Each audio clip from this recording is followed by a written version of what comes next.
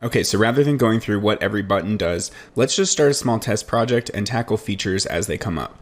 So first off, we need some geometry of some sort. So let's go to 3dscans.com. And these are all 100% free. And this could be a really cool statue to just texture and light. So let's download this scan. Show in folder. Okay, and let's extract this. I already have one, so just gonna replace it. And then I'll just take this OBJ and drag it in. Okay, and I'm just gonna merge this whole thing down. So I'll right click and say select children, and then right click and connect objects and delete. And now we've got a million unnecessary textures and selection tags, so let's just delete all but one. And then I'll save this as marble test 01. Okay, and this needs to lose the default polygon selection. There we go. Let's rotate this 90 degrees while holding shift. Okay, great. Now down here in our live viewer, this is the button that fires off the render, and basically what it's doing is it's sending the scene to standalone in the background. So let's just hit render. When you see updating, that's the time that it's sending the scene. So let's zoom out a little bit here. And since this is kind of a vertical statue, I think this would work better as an Instagram format. So I'm already gonna break this layout and just drop this over here. And I'll also take my Octane settings and dock it here too. You could even save this as a vertical layout if you want. So you could go window, again, customizations, save layout as, and then just call it Octane vertical.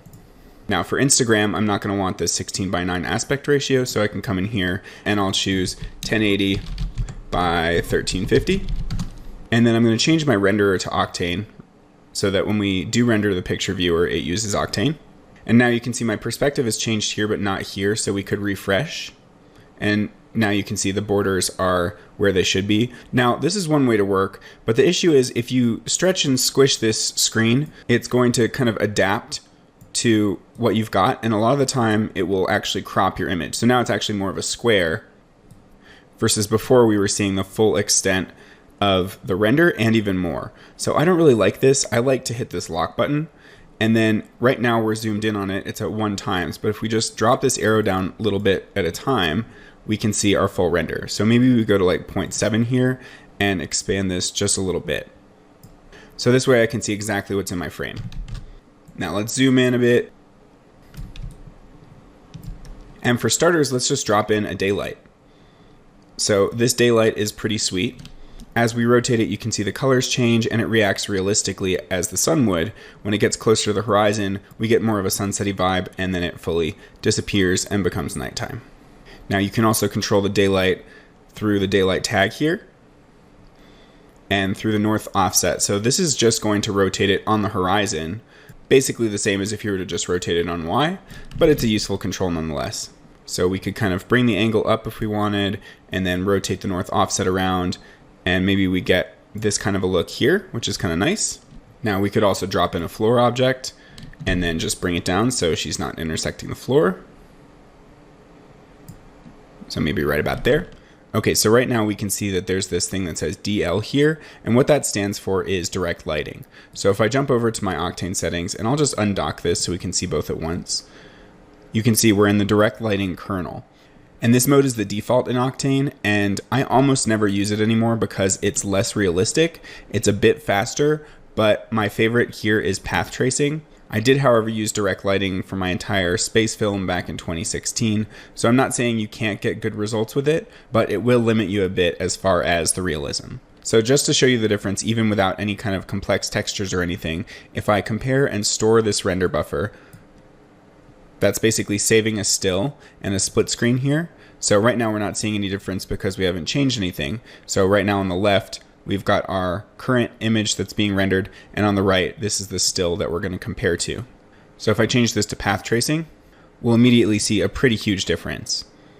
So because of this really bright floor, it's bouncing all this light back into our subject, versus here where direct lighting isn't really accounting for all of these light bounces. It's not really a true global illumination mode.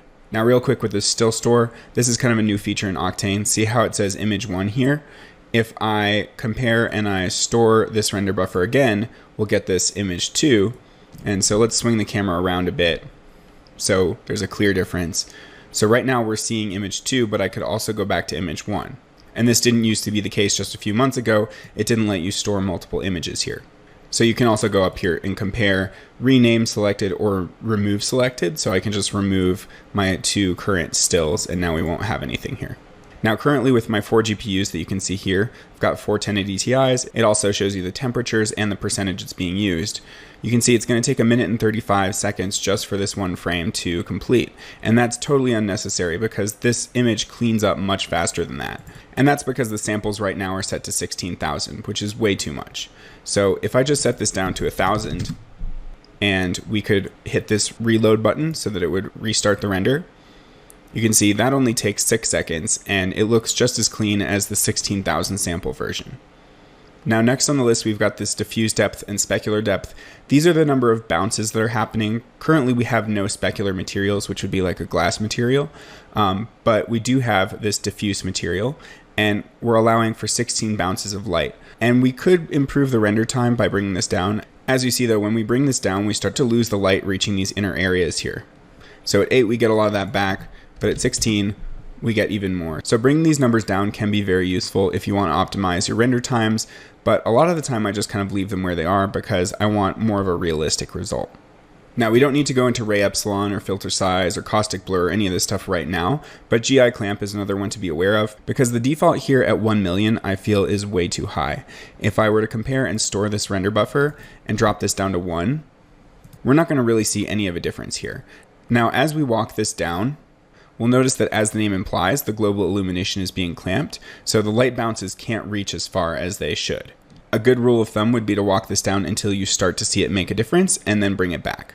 So 1 for me usually is a pretty good value, though it totally depends on the scene scale and a bunch of other different factors. Now the reason to bring this down is it'll prevent fireflies and the render will clean up much faster. You're not going to see this difference as much with this scene since it's so simple, but when we get into interiors and more complex scenes, it's going to make a massive difference. So just trust me for now and I'll show you the difference later. And first off, we're not even using an Octane texture yet. This is a Cinema 4D material that Octane is converting on the fly. So we want to get out of this scenario so we can actually make changes to the material. So let's go over here to materials and let's go convert materials. And then we can also use materials, remove unused materials. So this is great when you've got like a whole bunch of materials from a turbo squid model and you just want to select them all at once and convert them all to Octane materials and then go about editing each one. So now, if we look over here, we've got a glossy material. And let's untick our enable comparison here. And let's drop another material by just control dragging here onto the floor. And this one, if we jump in here, let's go to our diffuse and let's just take this one down to a darker material here so that the floor isn't bouncing quite as much light back up. Now we've run into a bit of a bug already where this isn't recognizing the change. And if that happens, just refire the render. And there you can see, now we're getting less light bouncing and we've got a darker floor. Okay, so let's go back up to our basic tab here and let's change this to a diffuse material. And if we compare store render buffer, then we can see the difference between a diffuse and a glossy material. So a diffuse material is fully rough, it's not shiny. And by rough, I mean that it has so many little bumps in the surface that it basically spreads out the specular highlight until it doesn't look shiny anymore. If we change this to glossy, and we take our roughness all the way down, and let's take our specular channel all the way up to white. Now we'll start seeing a bit of a difference where this is the diffuse version and this is the glossy. And you can see the light is affecting it slightly differently.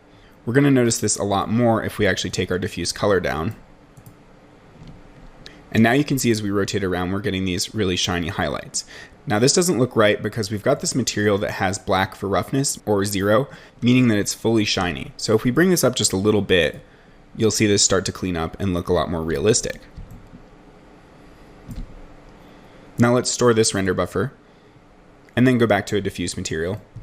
Now it should be pretty obvious the differences between diffuse and glossy. So let's jump back to glossy. And again, we created these buttons earlier for different material types. So here's diffuse and here's glossy. So if you want a shortcut to either of those types, you can just start with this. And real quick, just as an aside, so we can complete the description of these kernels, PMC is a kernel that I basically never use.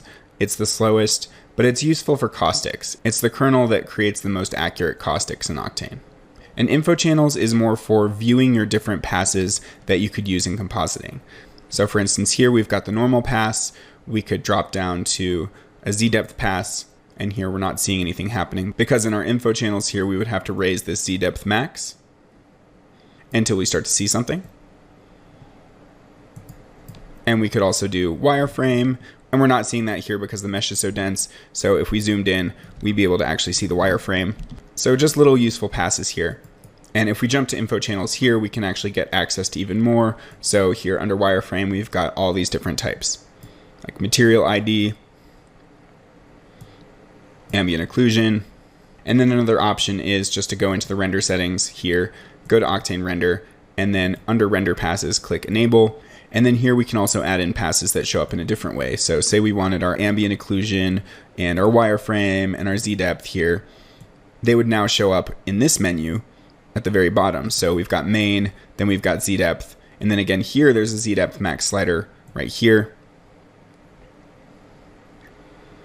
So we can control that there.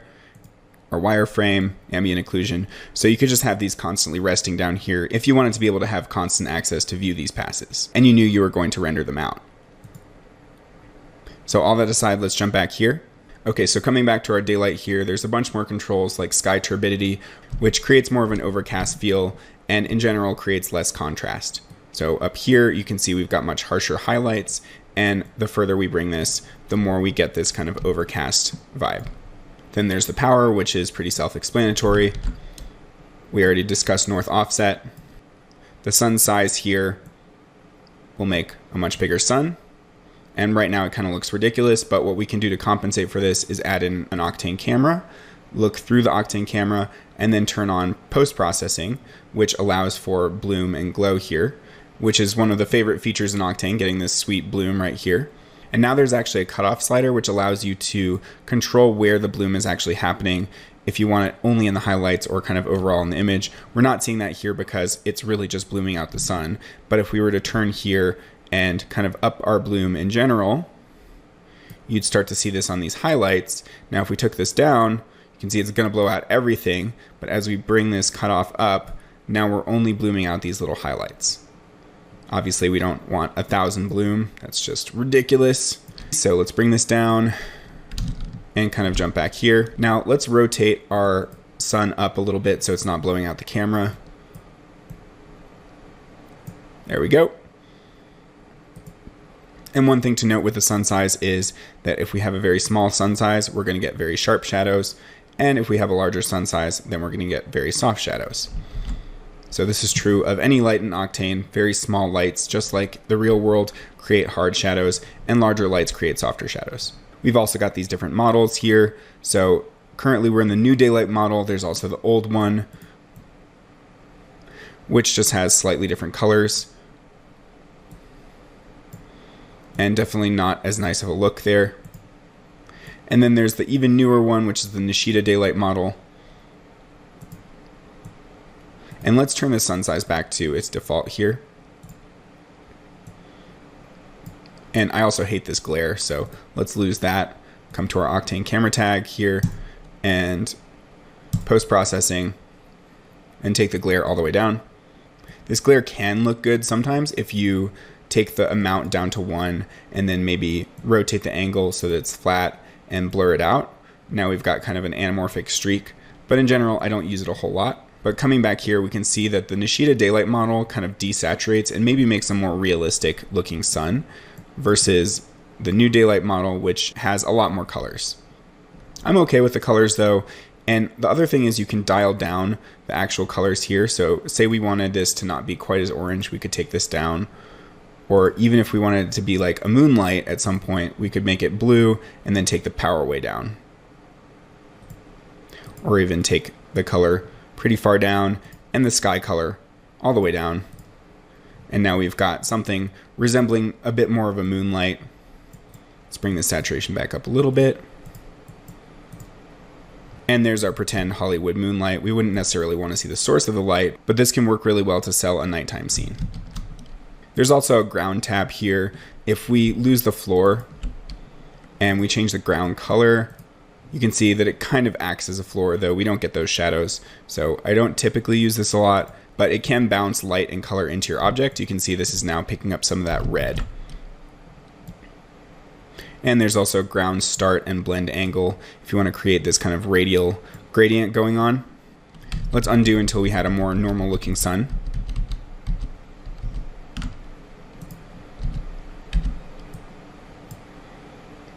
Let's bring it over to the side. This looks a lot better. The other important thing to talk about here is this mixed sky texture box, which isn't going to do anything right this second. So we need an HDRI. So say we had this HDRI environment. Let's just drop this in. And to keep this follow along as cheap as possible, we're going to go to HDRI Haven, which is actually an awesome site full of free HDRIs. So let's just jump down here and say, let's try sunrise, sunset. We'll just go with this first one that we see because we're lazy.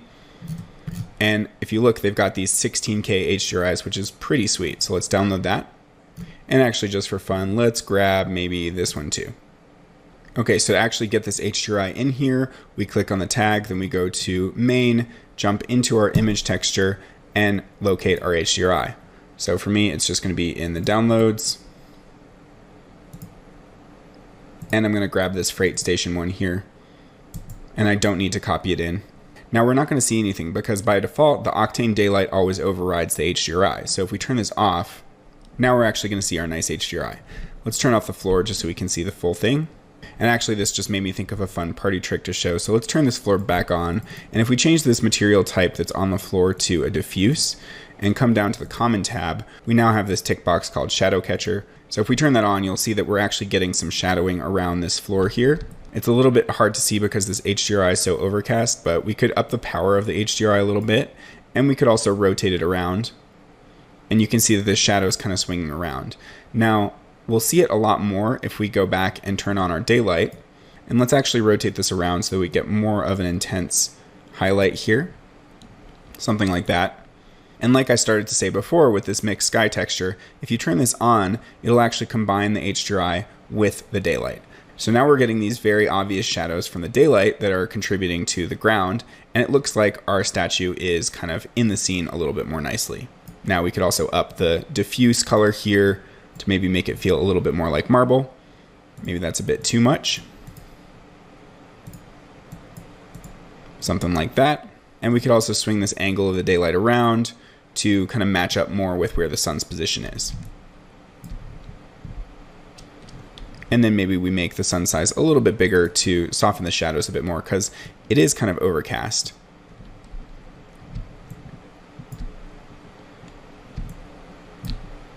Now here's another thing. The way that Octane processes its HDRIs is from top to bottom. So if we duplicated this HDRI and then jumped in here and then switched it out for the other one that we downloaded, which is this sunset in chalk quarry, this top one would override the bottom one. So this can actually be really useful to have multiple HDRIs in your scene and kind of collect the ones that work. And then if you're not feeling the one that you're using at the top, you can just kind of switch down and see the one below it. Another thing to note is there's this box that says primary environment. And if you switch this to visible, then what'll happen is we'll see this HDRI here, but we'll be receiving lighting from the one below it. So say we rotate this one around, we're not actually affecting the lighting on this statue at all. I could even take the power way down, and you can see the lighting will be just the same. So now this one that's the primary environment is the one that's controlling the lighting. So that's just another cool way that you can separate things out. Another option here would be, say we wanted to use a texture environment, which is the same as an HDRI. It's just a sphere around your scene, and it just uses an RGB spectrum by default, which is just a simple color. This can obviously be replaced by a texture, but right now what I want is actually a color. So I'll just take this down to black. And right now this is the primary environment, so I actually want to switch this and make this the visible environment. And now we've got a black background with the contribution of one of these HDRIs, namely the one that's the primary environment.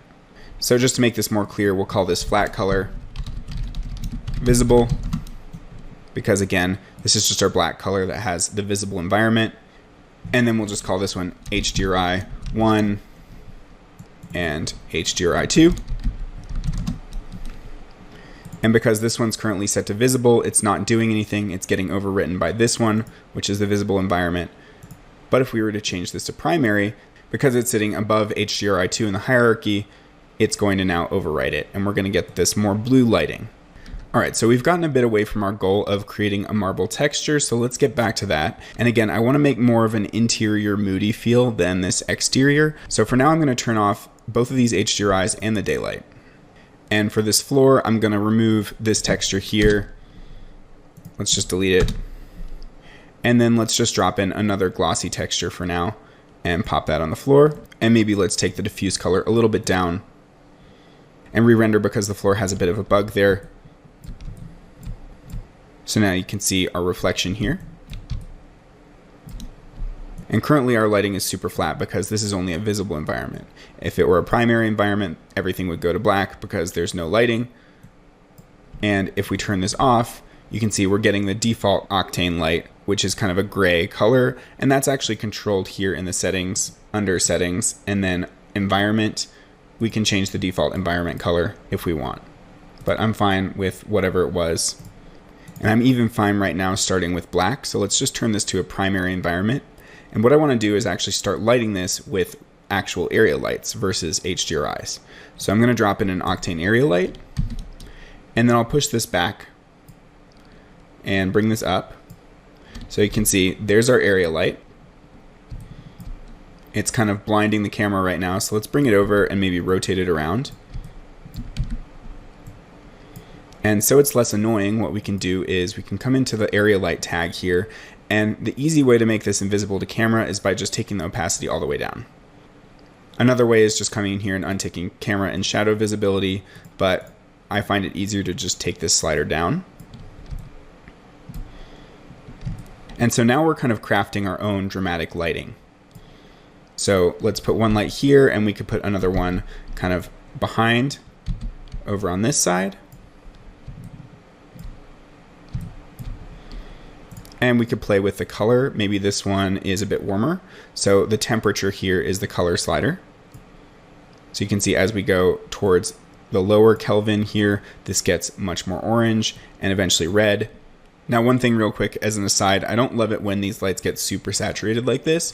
So I tend to combat that by going to this Octane camera tag and then to the camera imager and enabling this.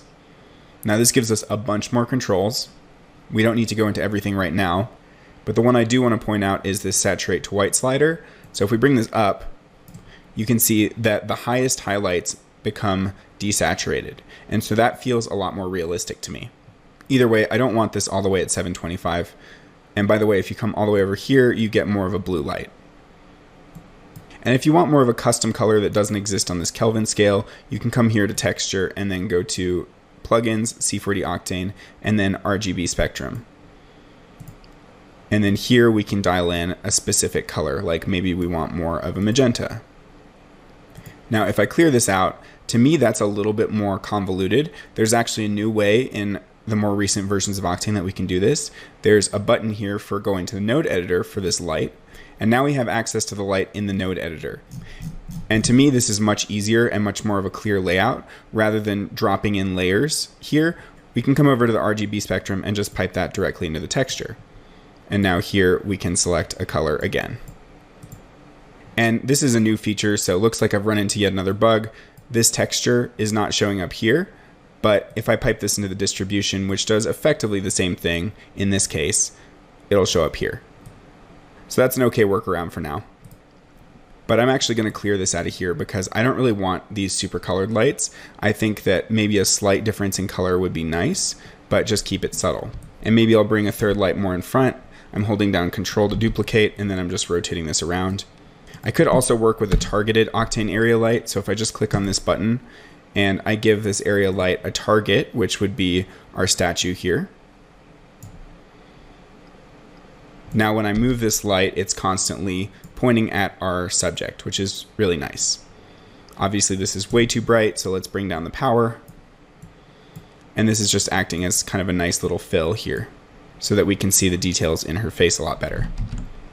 Now real quick, I'm not loving the composition. Right now we're on the default 36mm lens, and to me with this more feminine subject, I think it deserves a longer lens. So if you hold down 2 and right click, you can dynamically zoom the camera in and out.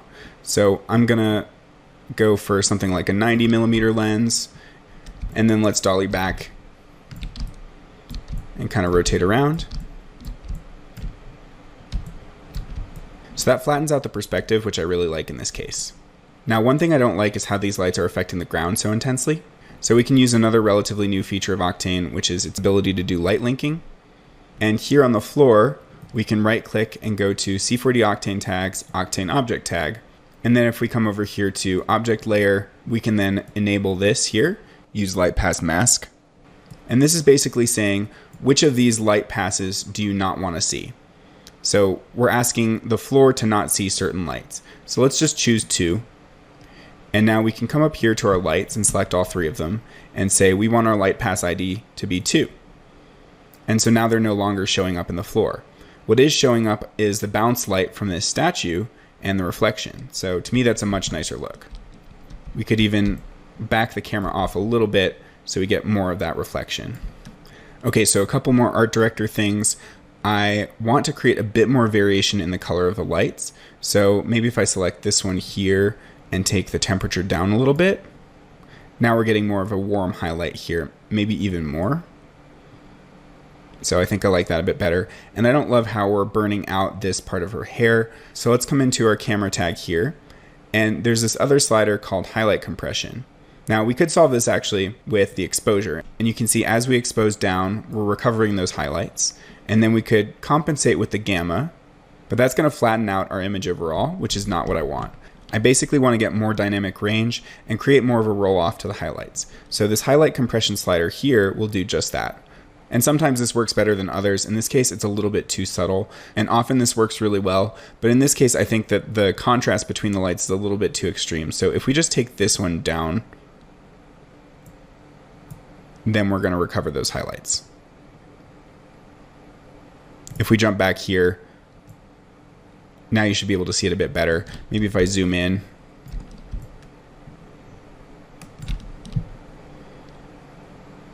This is without, this is with. It's subtle, and it kind of depends on the scene as well, but sometimes this slider can be a lifesaver. In this case, I think I'll just take it around the 50% mark. Now overall, if the scene is feeling a little bit too cold, we could dial in a white point adjustment. So basically whatever we dial in here is going to be the color opposite. It's kind of like a white balance card. So if we want it to be warmer, then we'll add a cold color here. And to me, this is looking a little bit reddish. So maybe we kind of swing this way, and that's obviously too green. So let's split the difference. Something like that could be neat. If we go too far, we're going to get pretty orangey red. But this can also be a good way to see what absolute color you're dialing in. So really I want to dial in this kind of orange and then take it way back. So around here, we're pretty cold, but as we bring it back up and kind of neutralize the color just a little bit. Now, one further thing I want to talk about while we're on the subject of color is this custom LUT field and also this response. So currently our response curve is just sRGB, which is the default. We're not really introducing any color. But if we jump in here, there are a bunch of LUTs, which means lookup table. It's basically a color grade is the easy way to describe it. And say if we jump down to Ektachrome 400X CD, I know this one's pretty extreme, we get a very intense color cast over our live viewer. And this tick box called neutral response will keep the contrast, but lose the color. So now we've got a very dramatic looking image. We can compensate against this with the gamma and the exposure. And now we have something very different and much more dramatic than we had before. Now I'm going to undo because I like to use this custom LUT field instead. So if I jump in here, I've got a favorite pack. And let me show you real quick what this pack is. So if I Google Osiris LUTs, misspelled it. This is the LUT pack that I really love. But this Vision Color site has a bunch of really cool LUTs and other kind of grain overlays and things you can buy. So there's Impulse LUTs, and then there's Osiris LUTs. And this one here is my favorite. And keep in mind that Grayscale Gorilla also has a really great LUT pack. So I'm going to navigate to those LUTs.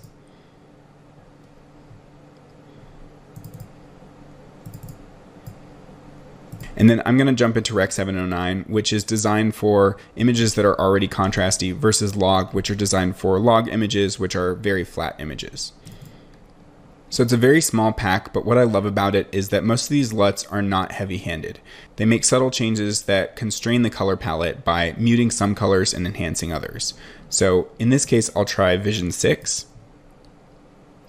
And it's a subtle change, but what you can see if I dial the strength all the way down and back up is that these sections are getting a little bit cooler and these are getting a little bit warmer, and I'm just seeing more interesting color variations in the whole shot. Down here we've got a little bit more red and orange, and up here we've got yellowish and green colors.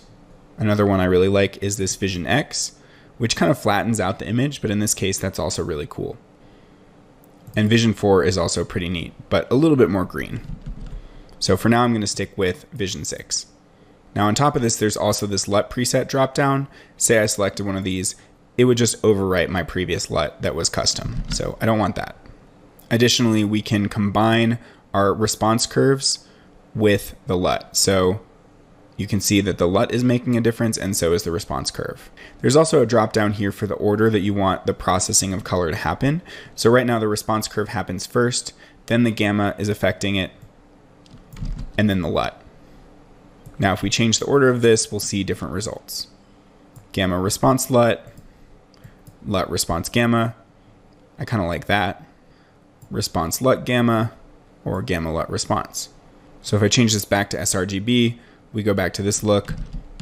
So I'm actually liking this a lot here. Maybe it's a slight bit too greenish, so what I could do is just shove the white point over ever so slightly, and then we'll lose a bit of that green. But I like having a hint of it and then kind of purple in the shadows here.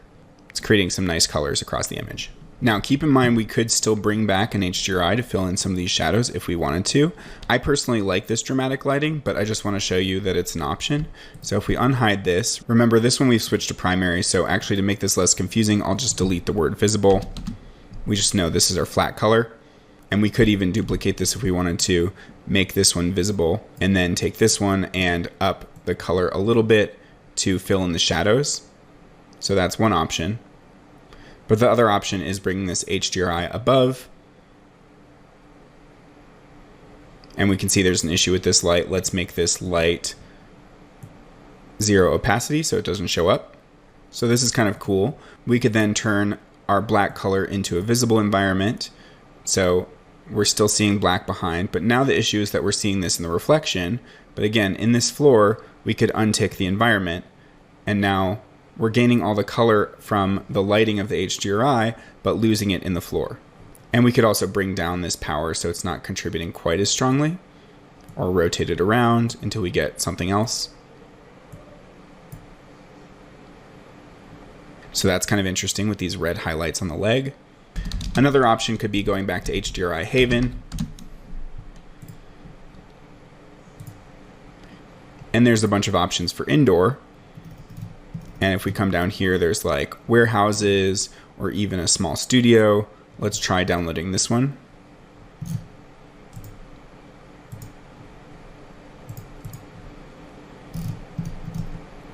Here's another studio light setup. You can even see how it affects a sphere. And this one feels fairly appropriate, so let's try that. And then let's just duplicate this here and replace this HDRI. Let's try this studio small first. So that's really bright. We definitely need to rotate this around.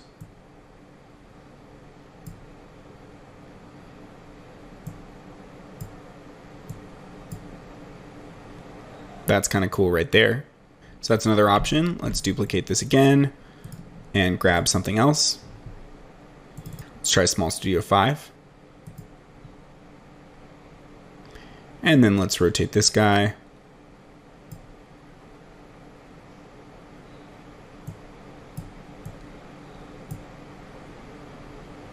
That's a pretty nice look too. And in all these cases, our lights are contributing a ton.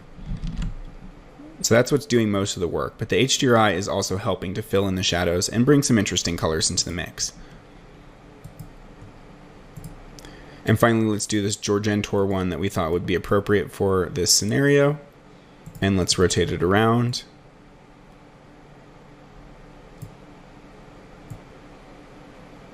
And interestingly, to me, this one's a bit too flat. One thing we could do though is if we click on the node editor here, we could drop in a color correction node.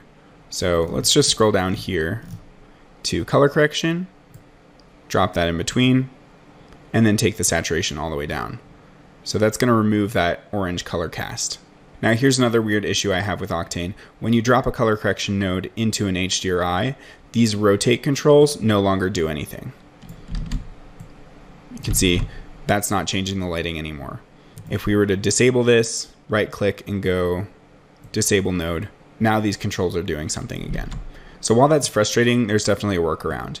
We can click this image texture and click on UV transform, and now we've got a transform node in this HDRI. And so using this transform X, Y, and Z, we can now rotate around the HDRI until we get something different. Now, if you don't want to use this node editor here, let me show you what this process would look like normally with our layers in the HDRI tag. So let's start fresh by deleting this node here. And now if we wanted to add this color correction in the layer manager, we would just go here and go to plugins, C4.Octane, and then color correction. And now it's nested a color correction node in here. So if we jump into this context, we'll get to the controls for the color correction. We can do that same desaturation thing.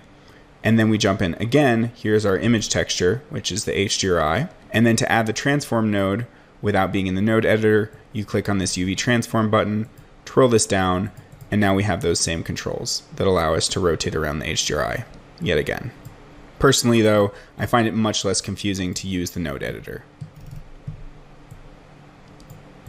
Because we can see here's the transform that's affecting our X position of the HDRI, here's the HDRI, here's the color correction, and then here's the environment tag.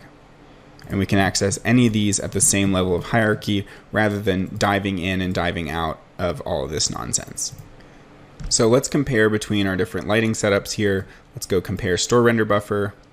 And actually before we do that, let's go remove selected for all of these that we had stored.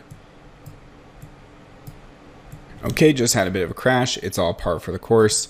Let's try this again. Let's go store render buffer here, and then let's ditch this HDRI and see which one we like better. So it's just between more dramatic and more well lit. Let's check out the next one. I don't really like this one, so I'm probably just going to delete it. This one's got some unique colors, so I might keep it around. And then let's see what happens if we go back to this being a primary environment. This was our super dramatic look from earlier. Let's maybe compare this one to our other dramatic look. And honestly, I'm liking this setup with just our area lights originally. So let's just turn these off for now. We might use them later. So here's an aside, but this is important to know. If we were to jump out of our camera right now and start editing, this whole time our live viewer would be linked to our camera. But we don't always want that. So what we can do is we can go to options and then untick check camera. And now when we jump out of our camera, we can adjust these lights in this viewport and see how it's affecting our primary render view. So that's really useful, but just keep in mind that none of these color controls and things like exposure are going to take effect until you turn check camera back on. Okay, so let's talk about our marble texture. Right now it's as basic as it gets. Let's rename this so it's not confusing. This one's the marble and this one's the floor. So let's jump over to our Octane node editor here.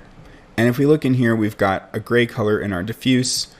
Our specular is all the way up at white. Our roughness is very low, which means that we've got a shinier texture. If we were to bring this up, she would get a lot more diffuse looking. And we don't have anything plugged into the normal or bump slot. And our index is 1.3. So this is the index of refraction. The higher we bring this, the more metallic this material will get. Now, typically metals don't have a diffuse component, so this is a very unrealistic result. If we wanted a true metal, we would bring this all the way down to black. And now we've got a metallic statue, but our lighting is way too extreme for this setup. We could compensate by taking our specular down. But this isn't really what we're going for right now anyway. We'll get into metal textures later. Now real quick, I promised I'd show you the difference that GI clamp makes. So I've set the GI clamp back to its default of 1,000,000. And if we refresh this, you can see that it takes quite a while to resolve when we're zoomed in on it. You get a ton more noise and fireflies. If I take the GI clamp back down to 1 and refresh,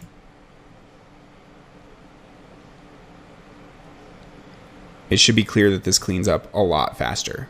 So I'd call that clean by about 8 seconds, whereas with the GI clamp at 1,000,000,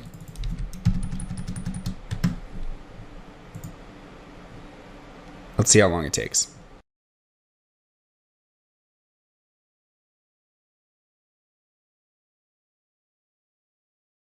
And we've reached our cap of 1,000 samples and it's still not fully clean. So hopefully you can see what a huge difference that can make. I'm going to take this back to 0.7 and we're going to continue with our marble shader here. Okay, so one thing that could really help this is subsurface scattering. And what that means is that when light penetrates a surface like marble, which is porous, or skin, or cheese, or even plastic, the rays will scatter. If you just Google subsurface scattering, you'll see lots of good examples. A really popular one is shining a flashlight through your fingers. And in the areas where light has less distance to travel, there's a lot more translucency and the light penetrates through that substance, versus areas that are thicker where the light can't travel as far. Another really popular example is ears, for instance. Light has way less distance to travel through the ears, so you get this very intense red backlit color versus the rest of the face. My point is that marble statues do have a subsurface scattering component. And in order to get that subsurface scattering, we're going to need to swap over to the specular material type. And at first, this is just going to look like glass. Let's boost the roughness a little bit. And now it looks like some pretty sweet frosted glass, which is definitely a cool look in and of itself. But we want to come down here to medium, and there are these two buttons called absorption and scattering. Absorption by itself, if we look at this, and we take down the density, we'll just introduce a color. Let's take it up to, say, 25. Or maybe 5. Now you can see what absorption is doing. In this case, the thicker parts of the model are getting darker. And the higher the density, say we go up to 15, the more light is absorbed. If we take the roughness back down, this just kind of feels like a dark glass. And the reason is that the light is getting absorbed, but it's not getting scattered. One way to think of it, and this came from the master of rendering, Raphael Rao, is absorption could be thought of as if you pour ink into water. It just makes the substance darker or color, but it doesn't actually scatter the light, versus milk, which actually scatters the light because it becomes cloudy and you can't see through it. When ink is poured into water, you can still see through it. Now here we could add in an RGB spectrum, and we could even choose a color, and then we get a sort of colored glass, which again is a really cool look. Now, if we compare and store this render buffer, this is similar to the transmission parameter. If we disconnect this by double clicking and we come down to transmission, we could actually patch this same RGB spectrum into the transmission. And there are similarities in that we're getting a colored glass look, but the transmission isn't paying attention to the thickness of the model, versus absorption really is. And personally, I like this absorption look better in this case. And if we combine both, then we lose even more light here. Let's disconnect all of this, and then let's come over to medium, and let's use a scattering medium. Now here we get both absorption and scattering fields, as well as emission. So we could use this same color again in the absorption, and the reason this isn't looking the same is we need to take the density back down to 5. And now we're identical compared to before, but we've also got this field for scattering. So let's duplicate this RGB spectrum, and this time let's just make it white. Another option would be a float texture here, and the only difference is this is just a value from 0 to 1, meaning 0 is black and 1 is white. So similar to an RGB spectrum, but just grayscale. So let's use the RGB spectrum just for the heck of it. Right now it's white. And now you can see we're getting this more milky kind of substance happening. If we take the density even further down, we're getting more of a fogged glass kind of look. And if we change the color of the scattering, we'll actually get some pretty weird effects. To make this more obvious, let's take the absorption back to white. And so with scattering, we get both the color that we've selected and the color opposite. If we up the density, you can see in thicker areas we're getting red, and then in thinner areas we're getting cyan. If we chose blue, we'd get kind of blue and orange. So you can get some very unique looks this way. But I'm going to change this back to white. And then let's boost the density because marble is not this see-through. So let's maybe bring this up to something like 33. And then let's take our roughness back down because we want this to be a shiny kind of marble. We don't need this node anymore. Okay, and now our issue is that we've lost all the feeling of this white marble because the light is getting absorbed and scattered too much. If we go back to glossy, we can remind ourselves of what we're aiming to improve on. So in the past, I would recommend creating a mix material. So you could use this mix to blend between two materials.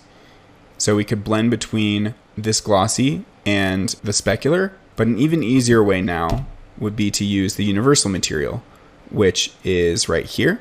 But we don't need to drop in a new universal material. We could just go back to our material right here and then change it to universal. Now, the first thing you're going to notice is that it looks extremely metallic. So that's because there's this metallic slot that's now open. So we just need to take this all the way back down to 0. And now we're back to our glossy look. Let's go compare store render buffer. And let's jump back to our glossy setup. And if we compare this, you can see we're starting to bring a little bit more light in because of this subsurface scattering. So let's jump back to our universal setup. And here our albedo is effectively the same as the diffuse. It's inherited that same color. And in this mode, we're actually getting the scattering medium piped in, whereas before in glossy, you can see that it's not connected to anything, so it's not working. So back to universal, let's maybe take this scattering medium density down even more. And you can see we can go too far. So let's try something like 3 or 4. And now look at how much more light is coming through these areas, including the face. So to me, this material is feeling a lot nicer. We could even emphasize this a bit more if we duplicated our light here and kind of brought it directly behind. And now we've really added a bit more here. Or maybe we want it on this side. Maybe it's more interesting to have the rim more dominant on this side and have this be a bit more falling into shadow. Okay, so this is all looking really pretty, but we want to get more of those marble cracks in here and a bit more variation in the roughness and the normal map and stuff like that. So one thing we could do is come over here to materials and then go down to Open Live DB. Let's make this a little bit bigger. Now, this is Octane's live database of materials that are basically presets. So this is a great way to look around and find materials that other people have built and then try and reverse engineer them or see what other people have done. Like here's a car paint material. You can just download that and crack it open and see how they've built that material. So if we jump over here to organic and then stone, there's a bunch of marble materials. I'm just going to grab this marble green and right click and download. And then maybe I'll also try out marble V7. So just right click and download those two. And those will appear here in our material panel. Just for fun, we can drop them on here and see how they affect our object. So the scale of this one's way too large. Let's try dropping it down to 15 by 15. And obviously it's mapping in a crazy way that makes no sense. So let's double click this and go into our Octane node editor and see what's going on. So we've got this image texture here. If we hit edit, we can look at the actual texture. This is what's being used, kind of blurry, not so great. And that's being used in the diffuse slot. We're only using a glossy material, so there's no subsurface scattering. We're using this texture in the bump, and the power is really low, which in this case makes sense because Octane often overdoes the bump. Like when it's up at 1, then it's just way too strong. So a lot of the time it's really good to dial it back. But the biggest issue is the mapping, which is currently set to UV by default. If we click on this texture, for instance, and hit projection, then we'll actually be able to change the projection. So right now, by default, it's at mesh UV, and this model obviously has totally crazy UVs where they're all going towards this center point. So let's change this to box. So that's looking a lot more normal. We could do the same thing with the bump, but I don't think we'd see a difference. Let's try this material here. And let's just drop it over top. This is looking more interesting for sure. Let's come into our Octane node editor. And in this case, it actually loaded our new material. If it doesn't do that, then you need to hit Get Active Material. So I don't think we want a super blue marble, but what we could do is we could just steal this, hit Control C, and then go back to our main marble texture here. Let's actually delete this off of this here. Double click this, come into our Octane node editor, and now you can see we've got this issue where there are two materials showing up at once. So let's hit Get Active Material, and now we're back to the material we built, and I'll paste. And now we can put this into the albedo slot, for instance. Now, looks like the mapping's crazy again. We can check the mapping a little bit better if we right click and then solo node. So now we can see exactly what's happening. So let's pop in a projection node, make sure it's set to box, and there we go. That's going to be a lot better. We could scale this up a little bit,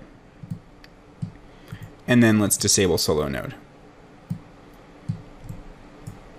So obviously this blue cast is no good. Let's drop in a color correction, and let's desaturate this.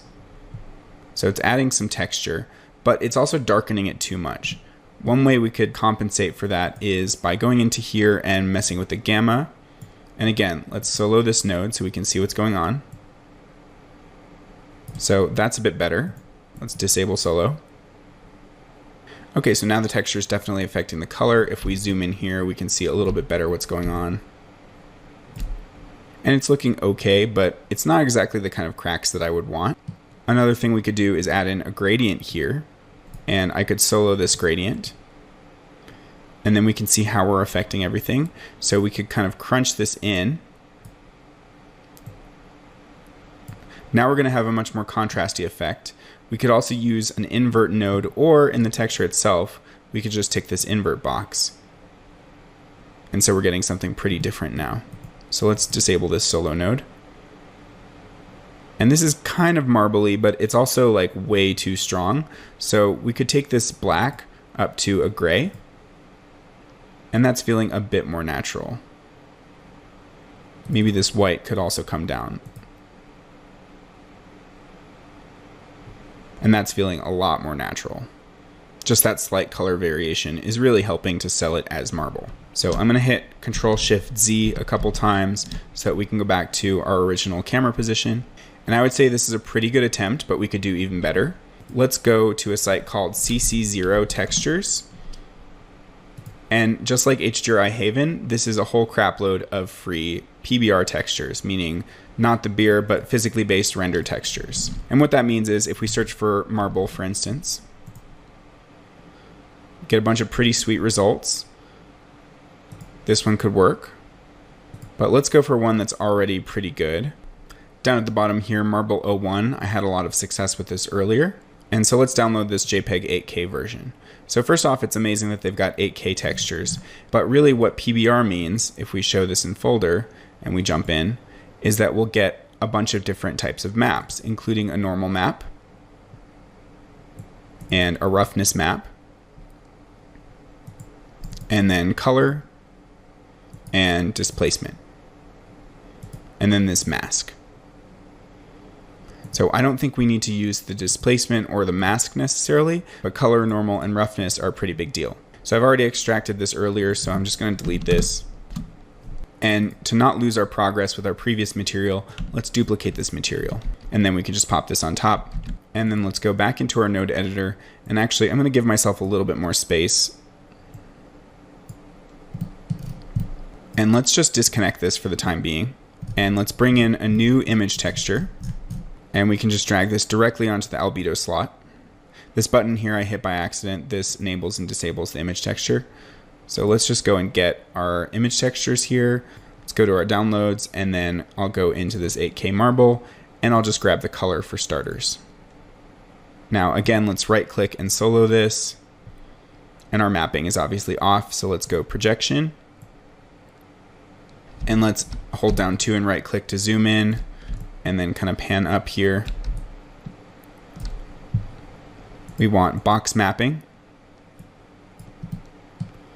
And then let's right click and disable this and see how it's affecting our albedo.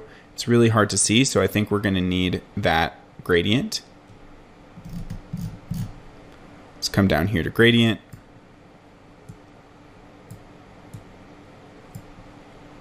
And let's crunch these in. Again, solo node.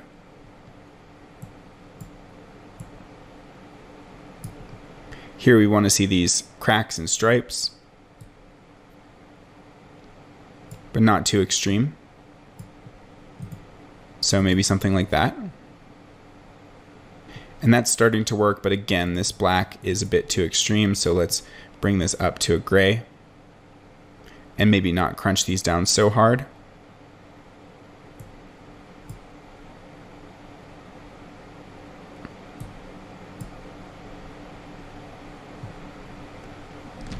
It's looking kind of nice to me there. So at this point we can bring in the normal map and some other maps, but we want to make sure we keep this same scale of the texture so that the bumps line up with where we see the color differences.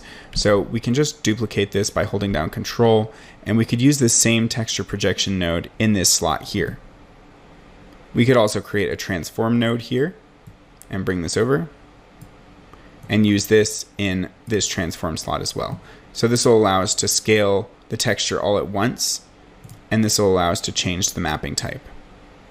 Interestingly though, the texture projection slot also has the ability to scale as well. It's just nice to have separate nodes so you know what's happening. Like here you know your transforms are going to happen, and here you know your projection is happening. Now currently this is the same texture as up here, so we want to swap it for, let's try the normal map.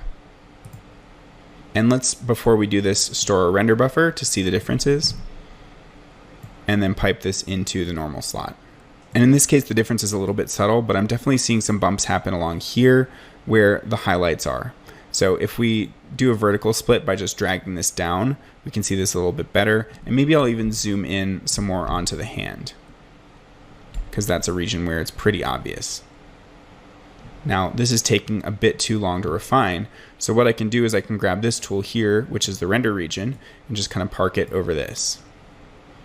And so now we'll see this clean up a lot faster because it's not having to calculate nearly as much of the image. And you can see the normal map is definitely having an effect. So let's go compare store render buffer, and then we can disconnect this normal by double clicking, and you can see what that's adding.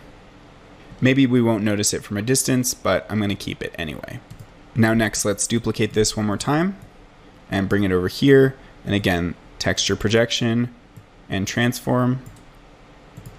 And then let's replace this with the marble roughness map. And then we'll pipe this into the roughness. Now, if you right click and solo this, this is what's happening. We could probably enhance this with a gradient. So let's pop this gradient in here, just drag it onto the line, and then right click and solo this instead. And let's crunch this down a little bit and bring this up. Maybe not so crunched. And let's see how this is affecting things. So what this roughness map is actually doing is it's varying the amount of glossiness across the surface. Or another way to say that would be it's varying the amount of shininess across the surface. And that creates those smudgy imperfections and a lot of realism. And if we wanted, we could combine additional scratch or smudge maps with this, but we'll get into that later. For now, let's compare store render buffer on this, and then take out the roughness map and see what difference we can notice.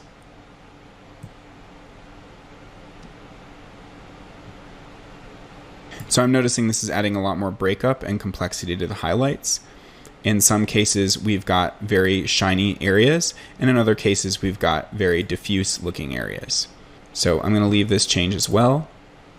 And let's jump back to our full view. One last thing we could do is we could actually use this texture here in the transmission slot. In specular materials, the transmission slot can kind of act like a diffuse color as well. And right now we're combining both this albedo diffuse color with a specular material.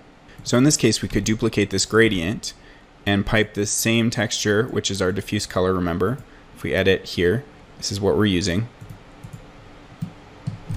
And let's again, to see what we're doing, compare and store render buffer, and then put this into the transmission slot. And what that's doing is it's darkening things down a bit, but we could use it to colorize things as well. So let's try making this color like a bit of a red. And actually, let's solo this so we can see what's going on. Maybe we should flip these two values. Actually, I want it to be that the cracks are red and the rest of it is white. So let's swap these two knots one more time. And this is more what I'm looking for. Now maybe we need to boost this color a bit. But if we take a look, now we're starting to see some interesting red color come through. Now we could also make this even more strong if we pipe this into the albedo as well. But that's just looking really weird and bad, so forget I ever did that. And I just widened out this gap a little bit, and I think it's creating some additional color interest. Alright, so finally back on the topic of roughness maps, let's add one to this floor here. So what we can do is we can just come into our roughness currently and copy this one texture, maybe the gradient too. And let's come back to our floor material here. And then again, we've got this cluster going on, so let's hit get active material. And then let's paste this here. Now let's just drop this into the roughness slot. And we can see a change start to happen, but we're gonna need to solo this again. And obviously the issue here is the texture is really, really small. So let's use a UV transform here, bring this over and scale it way up. And with this gradient, we can kind of crunch things down a bit. So there are areas that are fully reflective and areas that are much more rough. And now if we grab our render region and pop it over here, you should be able to start seeing these surface imperfections showing up. So if we take this up a little bit on the roughness, and we don't need it to have any color, so let's take this down to 0 and then crunch this in even further.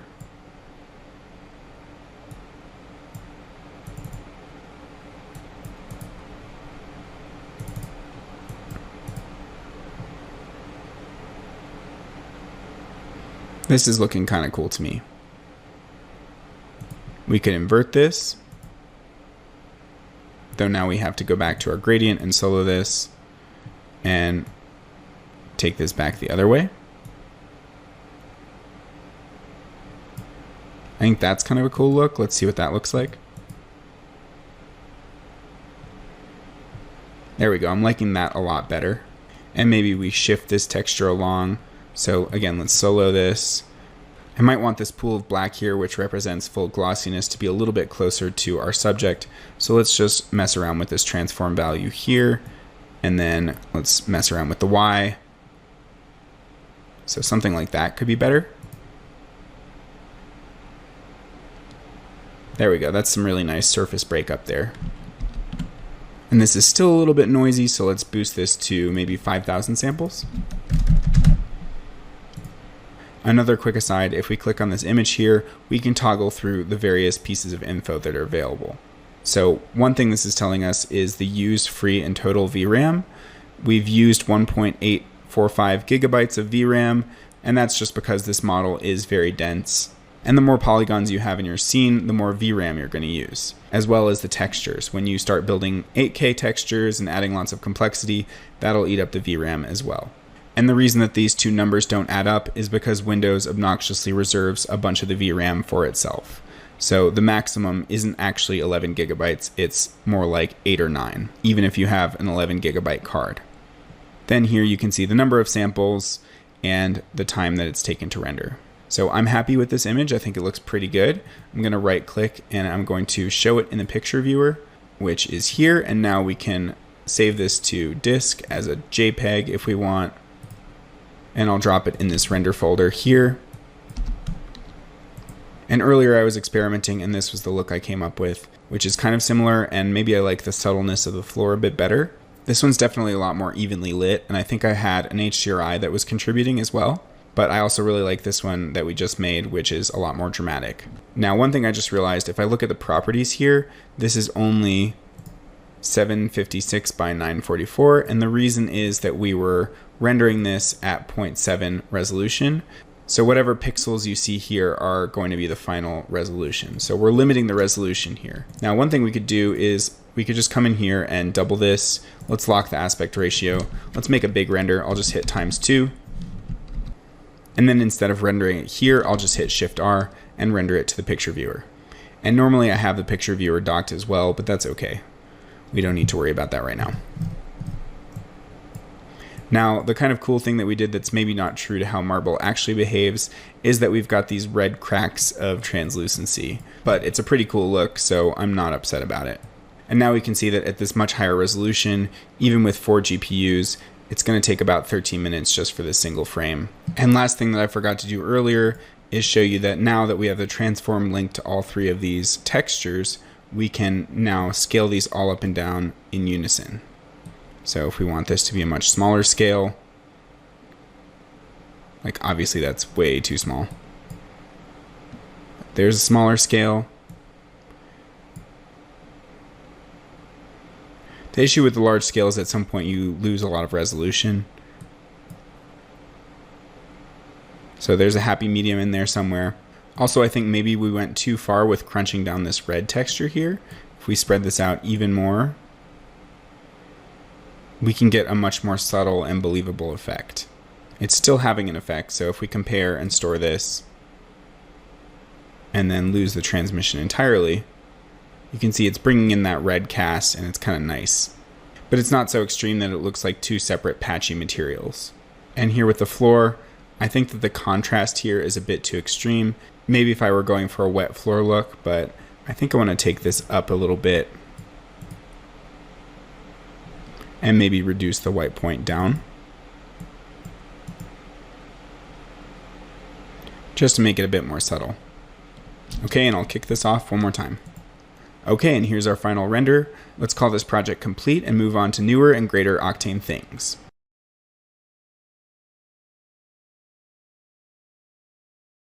Alright, so I figured before our next big project we would jump around to a few mini projects to cover some additional features.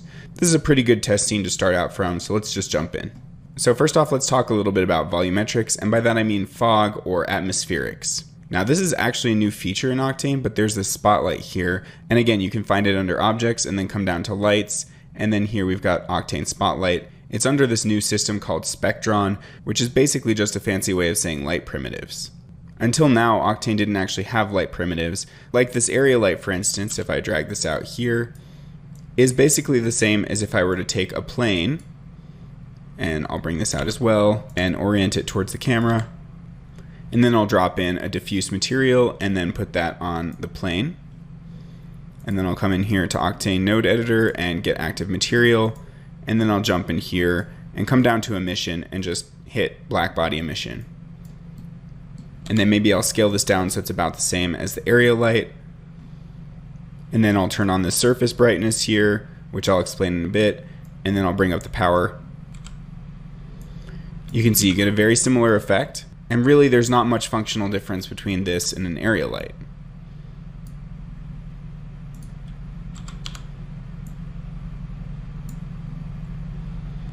So let's ditch those, and I'll delete this material as well.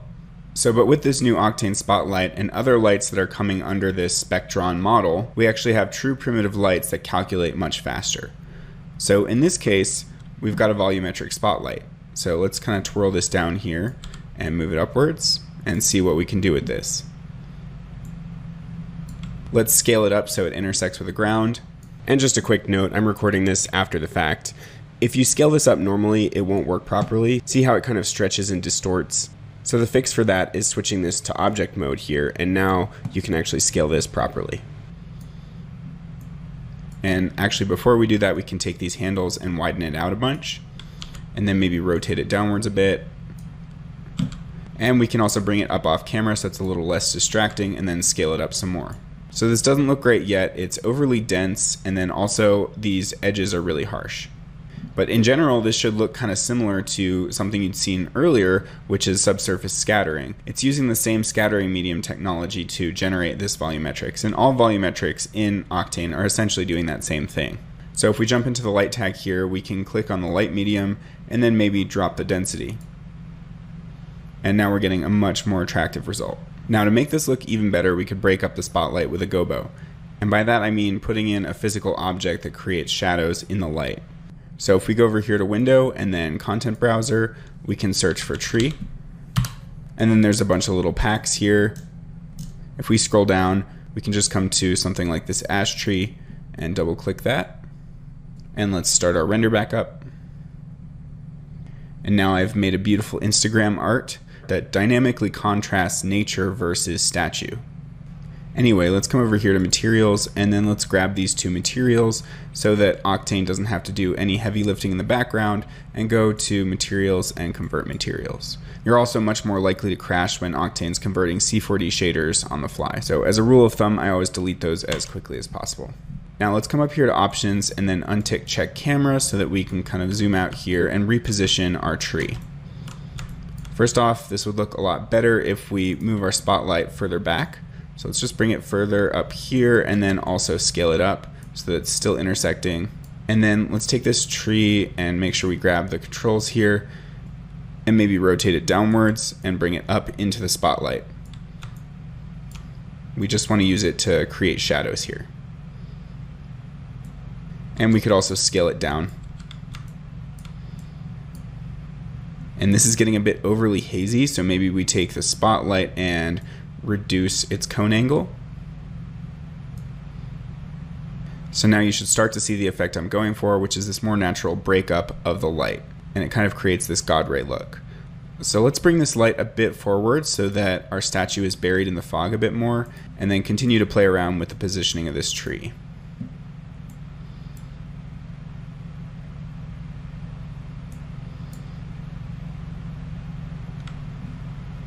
So that's about as close as I've been able to get it, which is good but not great. So for a quick spotlight, I think this is pretty useful, but I'm going to show you the more old school version of how to get this done, and I think it gives you a bit more control.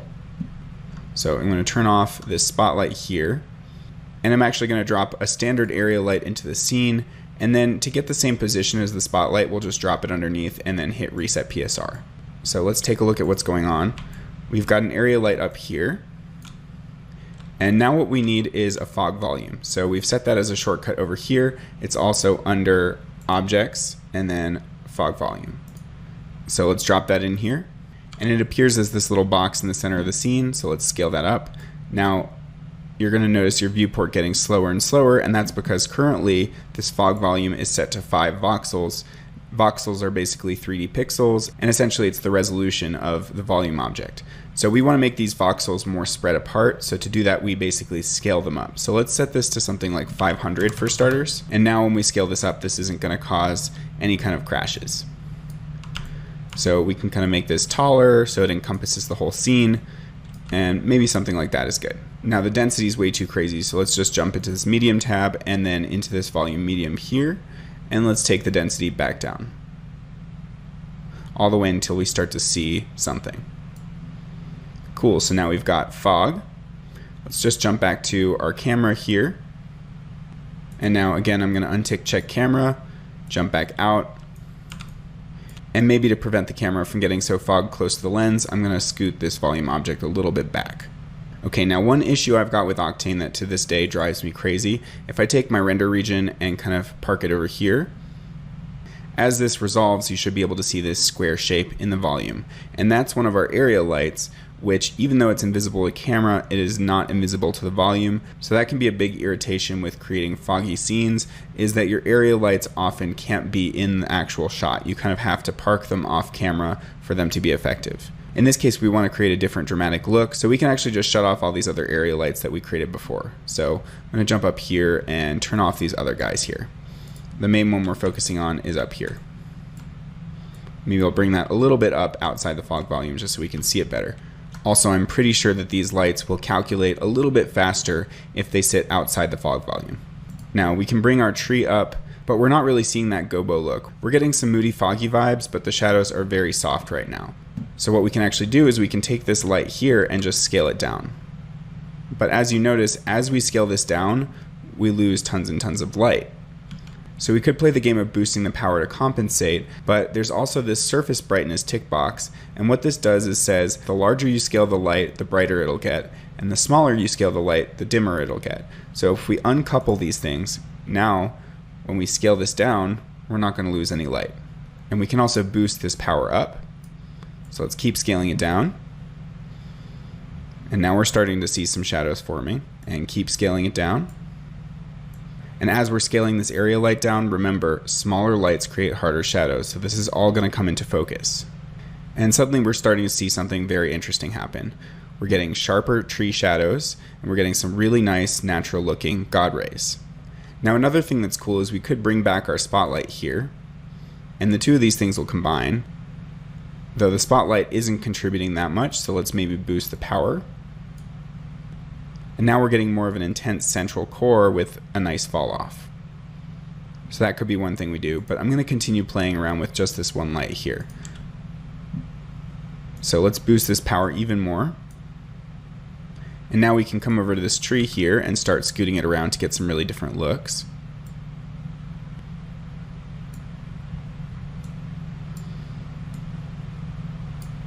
Or we could bring this light down to spread the rays out some more.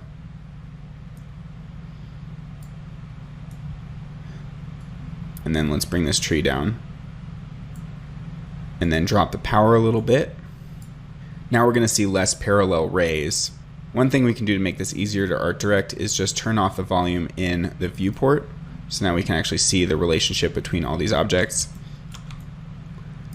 And the tree is still in the shot, so let's bring this a little bit up.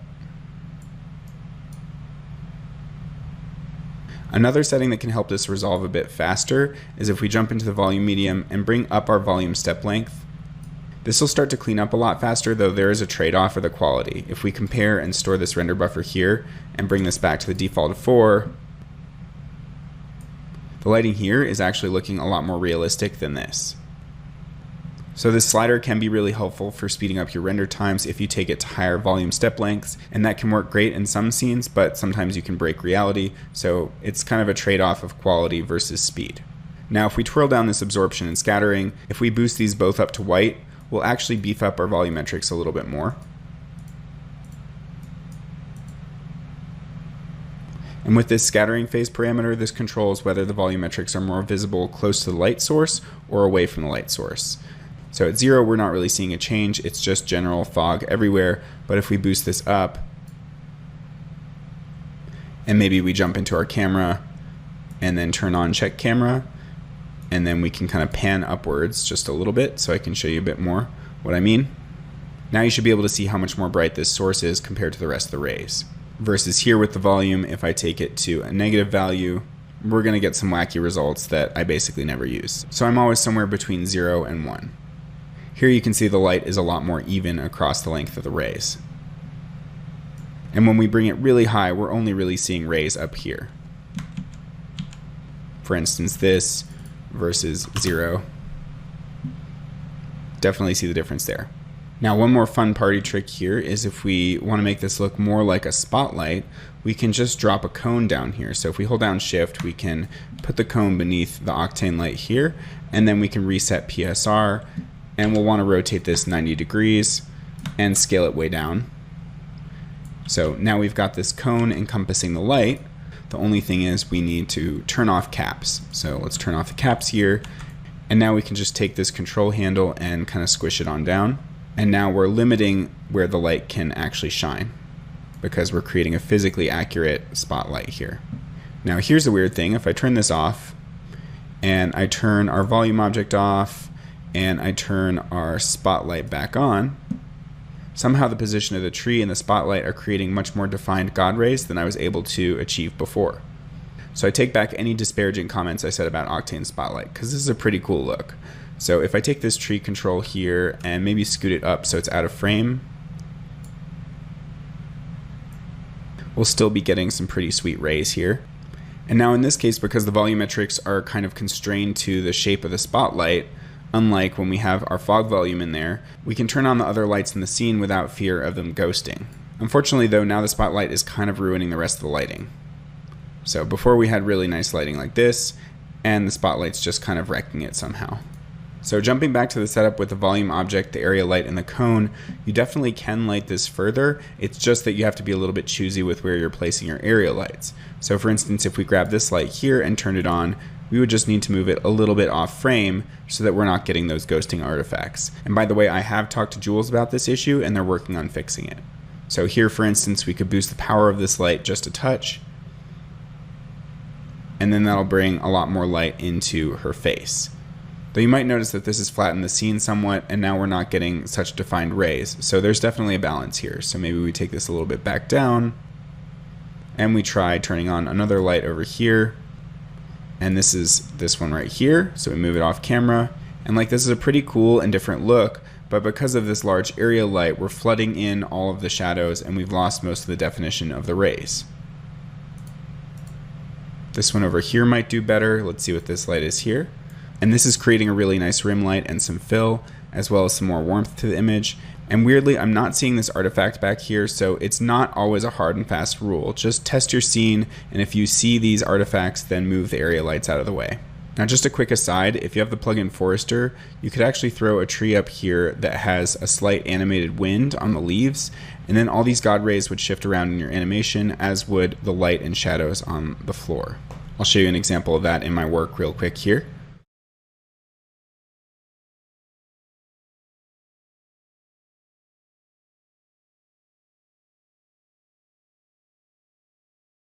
Now you can definitely see this is super render intensive, and God rays like this and volumetrics in general in Octane can take a long time to resolve. Here we've got 8 minutes and 31 just to resolve 5,000 samples of this frame. And one last note, if we came over here to our light and we set this to light pass ID 2, just like before, it would no longer affect the floor. So if you only want to keep the rays and you don't want the shadows of the tree on the floor, that's something you can exclude.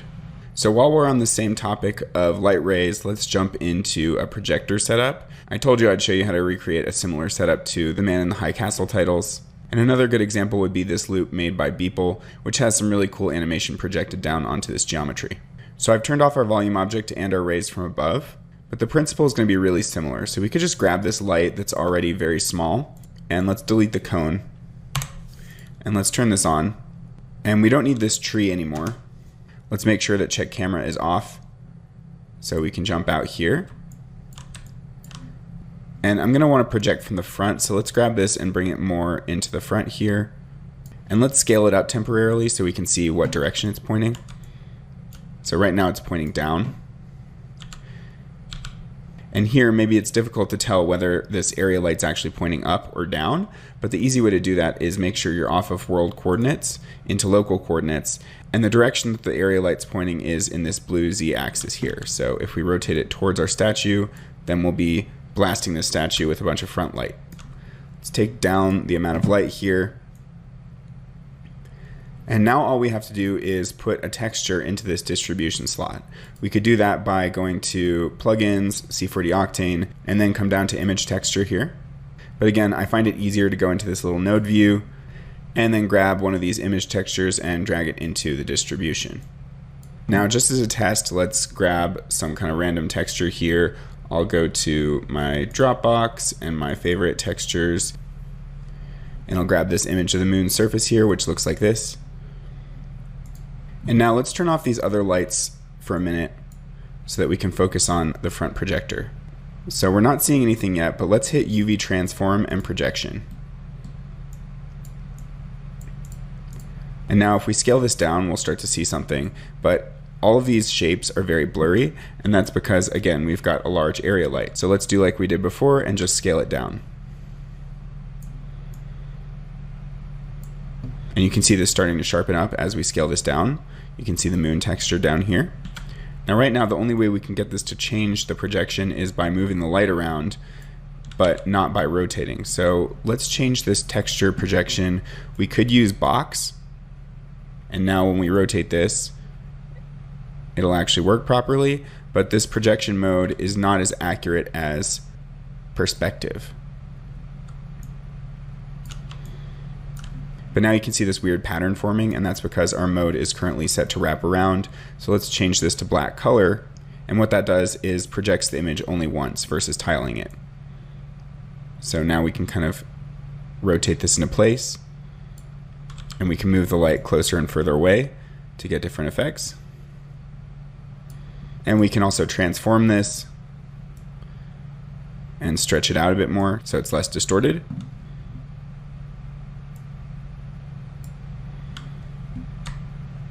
And I'll scoot this back so that we don't see it cut off on the floor. And again, if we don't want to see it on the floor, we could change this light to a light pass ID of 2, because currently on the floor we have light pass 2 turned off. but I'm going to leave it on. Now we could also manipulate the gamma to get more or less contrast in here, or we could add a gradient here.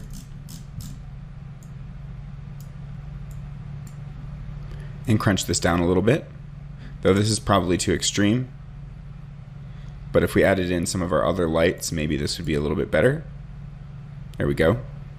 But let's just focus on the single projector light. Now if we turn back on our volume object, we'll actually be able to see the rays from the projector. So currently our projector is pretty high up. If we brought it down and rotated it around here, this would look much more like an actual projection setup. Now say we wanted to project an actual animated texture on here. Let's turn off this volume object for a second, and then I'll just grab one of my recent animations, and then under Control Z here, I can come into 3D renders, and I'll just scroll down to this image sequence here. So it's hard to see what's going on exactly. So what we can do is we can just drop in a cube that's much easier to project on. So let's scale this up and maybe make it taller. And now it's pretty obvious that the image is flipped. So we could either flip the texture by coming into transform here and typing in a negative for the scale, or we could actually flip the scale of the light is another option. I'll stick with this one because then I don't have to deal with a negative here, and we can kind of scale all these up and down together more easily. So it's still a little bit blurry, so we can scale this down even more until this really sharpens. And right now this gradient is actually remapping the values to black and white, so let's just delete this. Now to me this is feeling a little over contrasty. So rather than gamma 2.2, let's bring this down a little bit, and we could also take the light itself down. We don't want to flatten it so much so that the whites aren't hitting white, so let's bring this back up just a little bit. And then the other issue here is that our light is kind of askew from this cube. So what we could do is we could put it underneath the cube, and we could reset the position here by right-clicking. And then let's bring this back out. And then also these rotation coordinates are messed up too, so let's right-click this and this. Now we're getting somewhere. And let's change this to -180. There we go. So now we're doing a little bit better. Now you'll notice if I scrub through, we're not seeing any animation. And also this is still feeling a bit squished. So let's unlock this aspect ratio and then play with the X scale a little bit. This is more like it. And now if we come to the animation panel, we actually want to look into our folder here. And in my case, I'm using this Control Z 003, which looks like it ends at frame 406. And it's also 30 frames per second. So if I come to animation here, I just need to type in 436 and then 30. And then I'll expand my timeline to 436.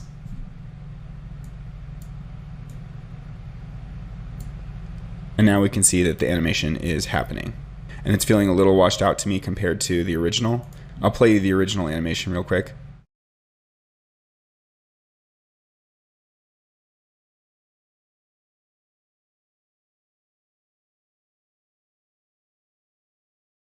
I think I just took the gamma a little bit too far, but it's going to be different because we're projecting this from a light in Octane. It's not going to be exactly the same as the colors from the original animation. But this is cool. We've got an animated projector set up, and now I can just turn off this cube here and bring this up. And now we're projecting on our statue. Now the statue has a different texture, so it's going to receive the light differently. And right now it looks like it's not quite hitting white, so let's come to our light here and boost it up just a little bit. And so there we go. Let's jump back into our camera here and go to check camera, and now we can rotate from any perspective and see that we're actually projecting onto this statue. Now this might not be the best animation for the job. If you want to see what Beeple's animation would look like on this, you can actually come to his site and download it. So if you come down here to resources and then scroll down to show more, and then Gobo V2, download Cinema 4D project file. This is actually an Octane file. I've already done this, so let's jump in here and then come to our downloads. And inside here, there's a video texture folder. And then this sequence here is 299 frames. So let's grab the first one and then make sure to come to our animation and say 299. And now if we play forward, this is moving kind of slowly, but we can see that this is projecting pretty nicely. But I'm going to come back to my setup here and then turn on the volume object. And you might notice this is looking kind of weird because we're not seeing the origin of these rays. And the reason is that I scooted the volume object back to prevent the overall scene from getting too hazed. But in this case, that's clipping off the rays. So if we bring this forward and keep going all the way until we hit the actual light, now we're really going to see that we're projecting from this single source. And again, I'm going to turn this off in the viewport so I can navigate around my scene. And you should be able to see as we rotate around, this is a legit 3D projector. And then also as this is playing, you can see the light rays change and evolve with the animation. Let's boost this light a little bit. That's looking nicer. And we can bring some of our previous nice lighting back in, but remember, it's going to flood the scene with too much light and it's going to flatten everything out. So maybe we lose the volume object and now the projector's too bright, so let's bring that back down. And let's come back in here, find a nice angle. And again, I don't like seeing these whites clipping, so let's bring this up a little bit more. And I also don't like this down here, so let's maybe ditch the reflection on the floor by setting this to 2. And that's a pretty neat look in and of itself.